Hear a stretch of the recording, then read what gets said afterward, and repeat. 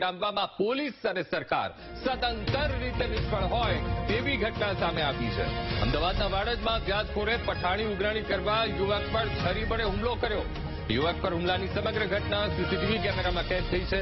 પોલીસે સીસીટીવીના આધારે 2 આરોપીઓને સકંજામાં લીધા છે। ફરિયાદીએ વ્યાજ સાથે પૈસા ચૂકવી દીધા તે પછી પણ પૈસા બળજબરીથી વધારે મેળવવા યુવક પર હુમલો કરાયો। હજુ પણ પોલીસ મુખ્ય આરોપીને પકડવામાં નિષ્ફળ રહી છે।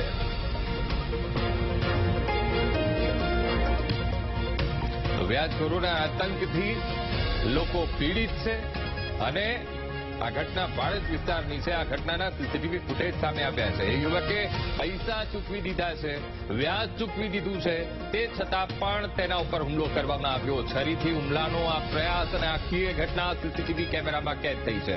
પોલીસે બીજા 2 આરોપીઓની શોધખોળ હાથ ધરી છે। ગુજરાતમાં વ્યાજખોરોને કાબૂમાં લેવામાં પોલીસ જાણે કે સદંતર નિષ્ફળ રહી હોય તેવા દ્રશ્યો એ સીસીટીવી કેમેરામાં કેદ થયા છે।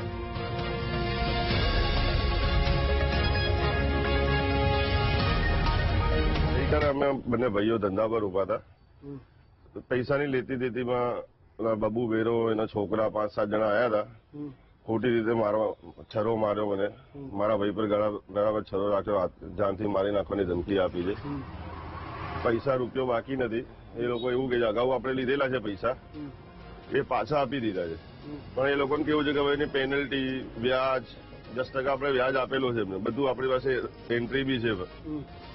પૈસા લીધા છે। આ આરોપીઓને પૈસા આપી દીધેલ હોવા છતાં આ સ્થળ ઉપર એક કાર લઈને આવી તીક્ષ્ણ હથિયાર છરી જેવું ધારણ કરી ગેરકાયદેસર મંદિર રચી અને હજુ વધુ પૈસા કઢાવી લેવા માટે, બળજબરીથી કઢાવી લેવા માટે એ આવી ગયેલા હતા। અને ફરિયાદી તેમજ એના ભાઈ જે હાજર હતા એમને ધમકાવી અને મહાવ્યથા જેવી ગંભીર ઈજા પહોંચાડવા માટેનો ડર બતાવી અને ગેરકાયદેસર રીતે નાણાં ધીરેલું હોય, ગેરકાયદેસર મંડળી રચી અને ગુનો દાખલ કરેલો હોય, જેથી તેમના વિરુદ્ધ વાડજ પોલીસ સ્ટેશનમાં ગુનો દાખલ કરેલો છે।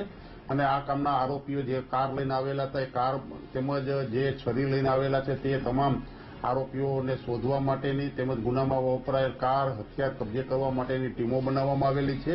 આ કામની તપાસ દરમિયાન 2 આરોપી કરણ ઉર્ફે કચ્છી,